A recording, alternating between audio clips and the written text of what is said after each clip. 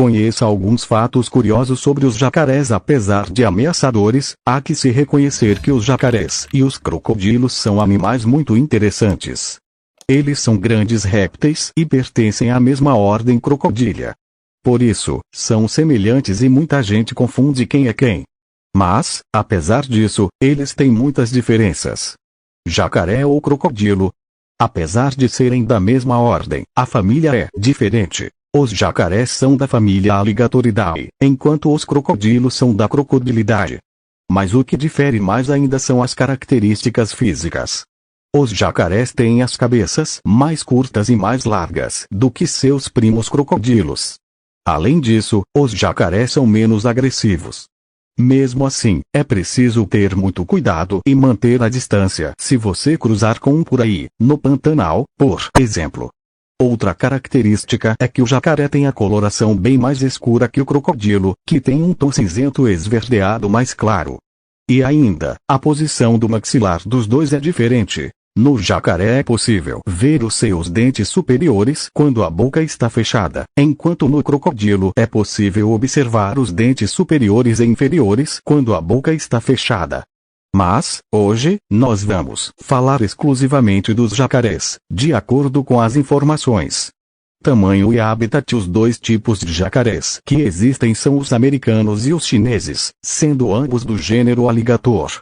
Aqueles que temos aqui no Brasil são chamados de caimões, do gênero caimã, como o jacaré do Pantanal e o jacaré do Papo Amarelo. Esses tipos variam em tamanho.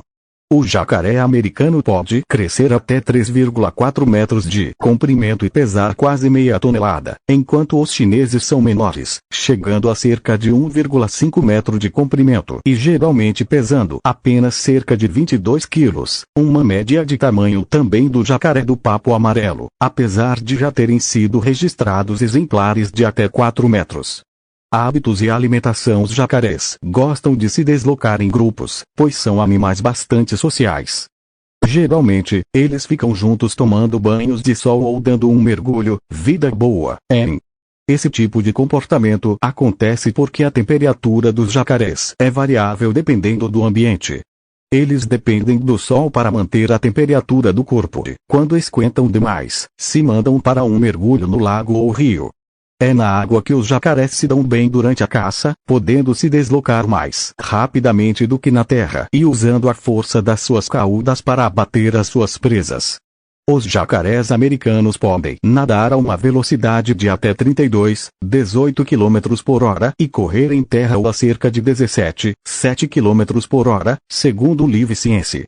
Sobre a dieta desses animais, eles são essencialmente carnívoros, podendo comer peixes, moluscos, aves, pequenos mamíferos e outros répteis, o que aparecer, eles mandam para dentro. Sua mordida é tão forte que eles são capazes de quebrar o casco de uma tartaruga e comer o bichinho inteiro. Humanos eles só atacam mesmo se eles se sentirem ameaçados. De vez em quando, eles também comem frutas para dar uma variada. Reprodução. O processo de reprodução dos jacarés é bastante interessante, pois a temperatura do ninho onde estão os ovos é que define o sexo da prole. De acordo com o Museu de Zoologia da Universidade de Michigan, os machos podem fertilizar várias fêmeas em uma estação de reprodução, que é em junho, no caso dos jacarés americanos. Por outro lado, as fêmeas têm apenas um companheiro em cada estação. Quando chega o mês de julho, a fêmea cria um ninho de lama, plantas e galhos, onde ela põe seus ovos, podendo ser de 10 a 50 unidades de uma vez. Depois de colocados, eles são cobertos com mais lama, galhos e plantas. Como dissemos no começo desse tópico, a temperatura do ninho define o sexo dos filhotes. De acordo com o Live Science, as fêmeas são produzidas quando as temperaturas ficam abaixo dos 28 graus Celsius, enquanto os machos se desenvolvem a temperaturas acima de 33 graus.